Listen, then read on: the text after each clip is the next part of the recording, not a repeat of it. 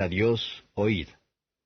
El Dios del pueblo de Israel escogió a nuestros padres y ensalzó al pueblo, siendo ellos extranjeros en la tierra de Egipto, y con brazo levantado los sacó de ella. Y por tiempo como de 40 años, soportó sus costumbres en el desierto. Y destruyendo 7 naciones en la tierra de Canaán, les repartió por suerte la tierra de ellas. Y después, como por 450 años, dióles jueces hasta el profeta Samuel. Y entonces demandaron rey, y les dio Dios a Saúl, hijo de Cis, varón de la tribu de Benjamín, por 40 años. Y quitado aquél, levantóles por rey a David, al que dio también testimonio diciendo, He hallado a David, hijo de Jesé, varón conforme a mi corazón, el cual hará todo lo que yo quiero. De la simiente de éste, Dios, conforme a la promesa, levantó a Jesús por Salvador a Israel. Predicando Juan delante de la faz de su venida el bautismo de arrepentimiento a todo el pueblo de Israel. Mas como Juan cumpliese su carrera, dijo, ¿Quién pensáis que soy? No soy yo él, mas he aquí, viene tras mí uno, cuyo calzado de los pies no soy digno de desatar. Varones hermanos, hijos del linaje de Abraham, y los que entre vosotros temen a Dios, a vosotros es enviada la palabra de esta salud. Porque los que habitaban en Jerusalén y sus príncipes, no conociendo a éste y las voces de los profetas que se leen todos los sábados, condenándole, las cumplieron. Y sin hallar en él causa de muerte, pidieron a Pilato que le matasen. Y habiendo cumplido todas las cosas que de él estaban escritas, quitándolo del madero, lo pusieron en el sepulcro. Mas Dios le levantó de los muertos. Y él fue visto por muchos días de los que habían subido juntamente con él de Galilea a Jerusalén, los cuales son sus testigos al pueblo. Y nosotros también os anunciamos el evangelio de aquella promesa que fue hecha a los padres, la cual Dios ha cumplido a los hijos de ellos, a nosotros, resucitando a Jesús, como también en el Salmo 2 está escrito, Mi hijo eres tú, yo te he engendrado hoy. Y que le levantó de los muertos para nunca más volver a corrupción, así lo dijo, Os daré las misericordias fieles de David.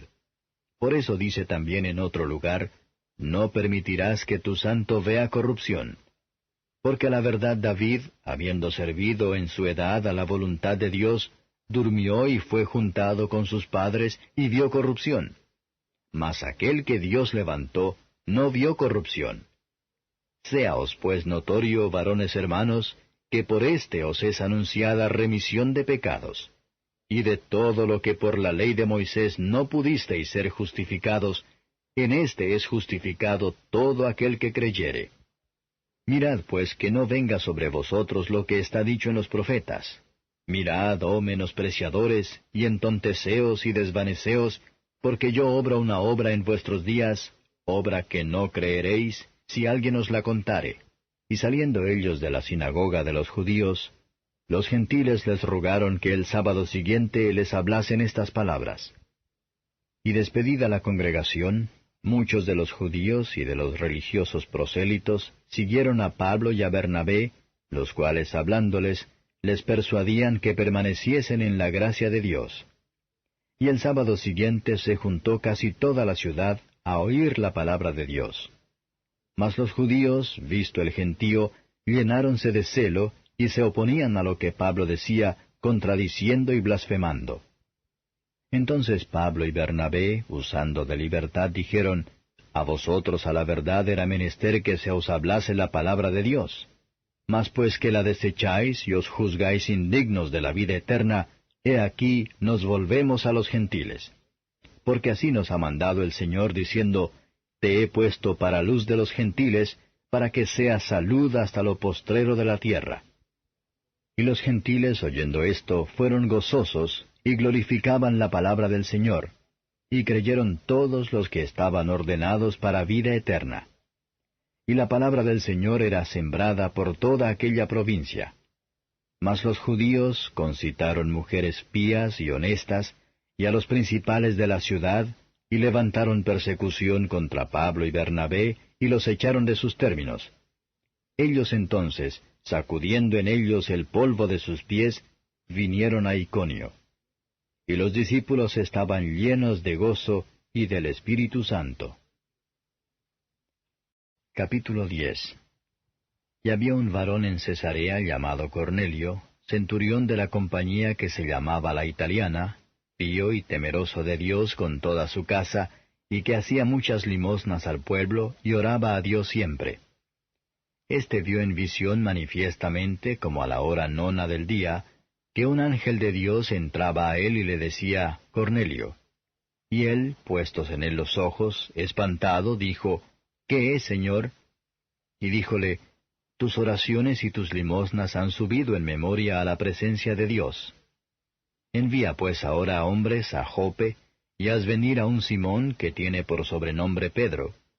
Este posa en casa de un Simón, curtidor, que tiene su casa junto a la mar. Él te dirá lo que te conviene hacer. E ido el ángel que hablaba con Cornelio, llamó 2 de sus criados y un devoto soldado de los que le asistían, a los cuales, después de habérselo contado todo, los envió a Jope.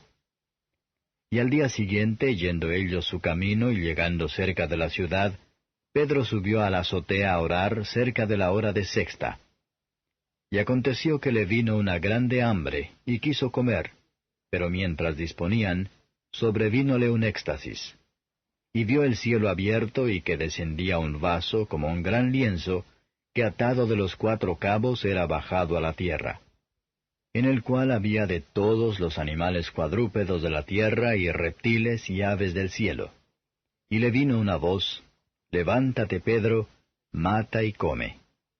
Entonces Pedro dijo, Señor, no, porque ninguna cosa común e inmunda he comido jamás. Y volvió la voz hacia él la segunda vez, Lo que Dios limpió, no lo llames tú común. Y esto fue hecho por 3 veces, y el vaso volvió a ser recogido en el cielo. Y estando Pedro dudando dentro de sí qué sería la visión que había visto, he aquí los hombres que habían sido enviados por Cornelio, que preguntando por la casa de Simón, llegaron a la puerta, y llamando, preguntaron si un Simón, que tenía por sobrenombre Pedro, posaba allí. Y estando Pedro pensando en la visión, le dijo el Espíritu, He aquí 3 hombres te buscan. Levántate pues y desciende, y no dudes ir con ellos, porque yo los he enviado. Entonces Pedro, descendiendo a los hombres que eran enviados por Cornelio, dijo, He aquí yo soy el que buscáis. ¿Cuál es la causa por la que habéis venido? Y ellos dijeron, Cornelio el centurión, varón justo y temeroso de Dios, y que tiene testimonio de toda la nación de los judíos, ha recibido respuesta por un santo ángel de hacerte venir a su casa y oír de ti palabras. Entonces metiéndolos dentro, los hospedó, y al día siguiente levantándose se fue con ellos, y le acompañaron algunos de los hermanos de Jope. Y al otro día entraron en Cesarea, y Cornelio los estaba esperando, habiendo llamado a sus parientes y los amigos más familiares. Y como Pedro entró, salió Cornelio a recibirle, y derribándose a sus pies adoró.